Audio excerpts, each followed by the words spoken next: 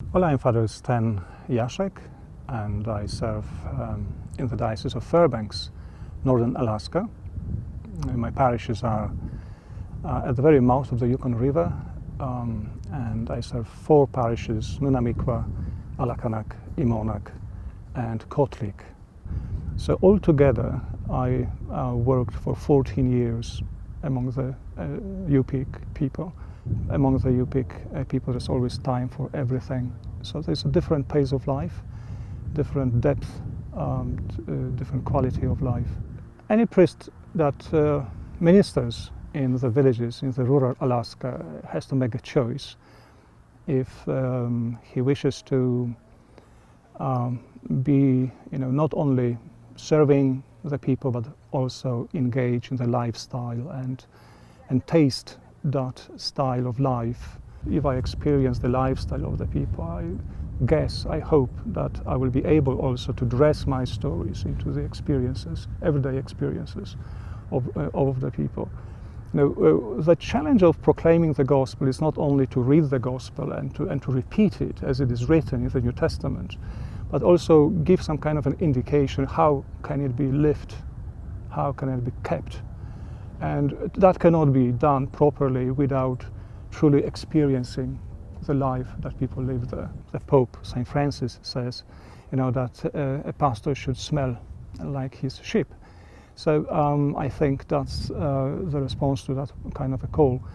And then, of course, the people live the subsistence lifestyle, so they gather food.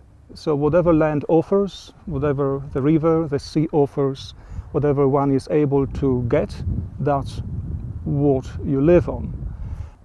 Whatever is there is food, depending on the season.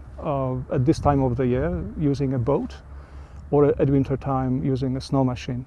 And so that gives one some kind of flexibility and freedom to respond to the needs as they occur. They are still living here, trying to practice their way of life, and yet they are pushed into the economy and the Western lifestyle. Once the media found its way into the life of the people, that immediately brought significant change and significant wave of troubles. The gospel may bring not a quick solution, but gospel brings inner strength. It doesn't change the circumstances in which people live, but the gospel empowers them to have proper attitude and find solutions that are healthy, that are creative. There's nothing significant about my ministry. There are 18 priests working in the diocese, and most of them in rural Alaska, so I am no one exceptional. And my ministry is not only my ministry. I work with permanent deacons, I work with parish administrators, catechists. So it's a teamwork. And for some reason, I was picked up and made this someone, and I don't know why.